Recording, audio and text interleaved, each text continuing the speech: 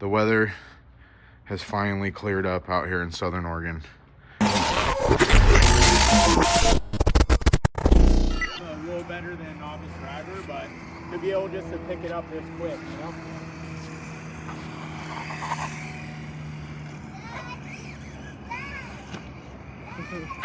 Okay, so we finally got the Grom on 3S.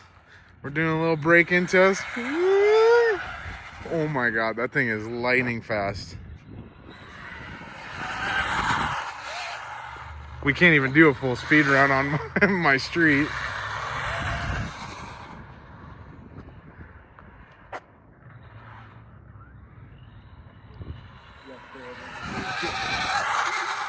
the new pavement. You guys ever just have a bad day of RCing? Sometimes we just don't have that good of days of RCing. All right, let's dive into it. I'll give you the deets on why we had such a bad day. What's going on, guys? Walter with the RC Addiction Vlog. Guys, welcome back to the channel. Welcome back to the RC Vlog.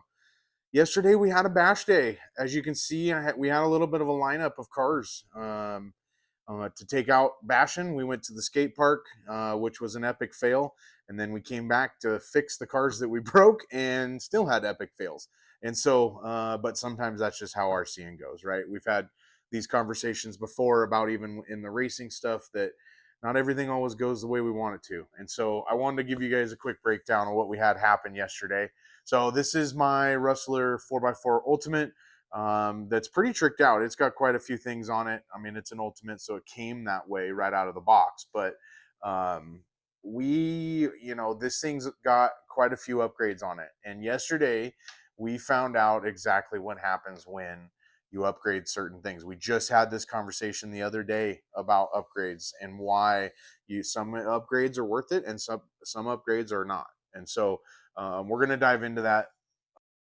So what we had happen was on the trip to the skate park was we had the rear axle stub broke off right at the pin, the axle pin, and it did that because it was really cold still. The sun was out and it was getting warm, but it still wasn't that warm outside. So I think the plastic axle stub was a little brittle based on the cold.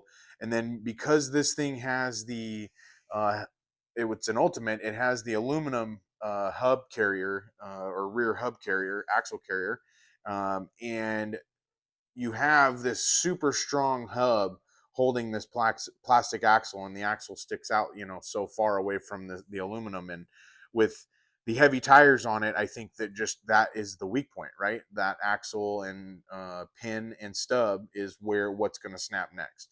And so we didn't break the actual axle. The heavy duty axle is actually held up, but that stub snapped right at the pin. And so that was our first break. And I thought, well, I've got a two-wheel drive Slash with a heavy duty kit on it. We can go back to the house, grab that, and swap that out and get the Rustler back up and running, which is what we did.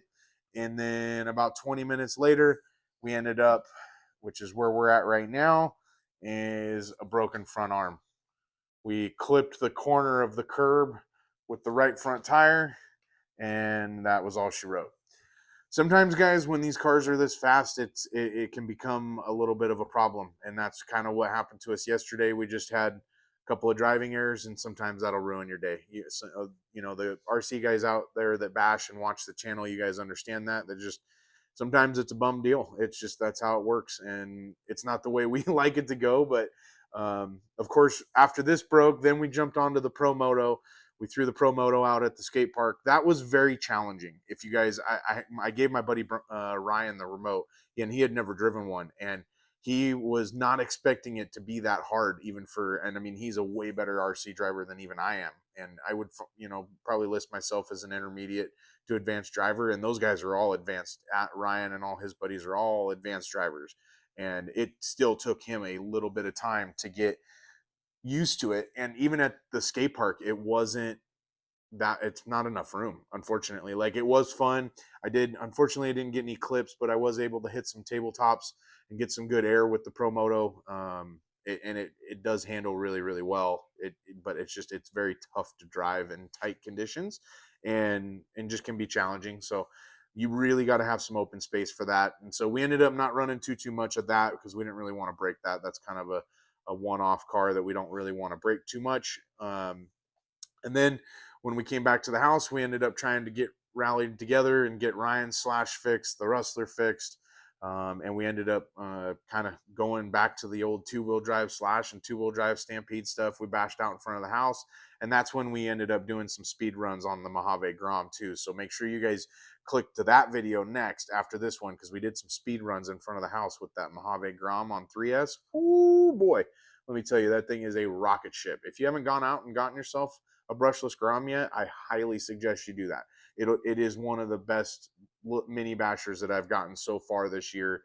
And I think it's going to hold the number one spot for a while. It's going to be hard to beat that one because of how much fun that car is. So we just wanted to show you guys, kind of give you a few clips of, you know, what we were doing yesterday in bashing. But yeah, it was kind of a bum day, and every once in a while you have those bum days when you're RCing, and it's not always the funnest or most fun, I should say. But yeah, you just keep on chugging along. We are going to go ahead and get this fixed. We've got some arms on the shelf that we've got a set of RPM, heavy duty RPM arms that we're going to go ahead and throw on this thing. I won't go show you guys all that, but yeah, it was a good day of bashing though. I'd chalk it up for a good day of RCing. And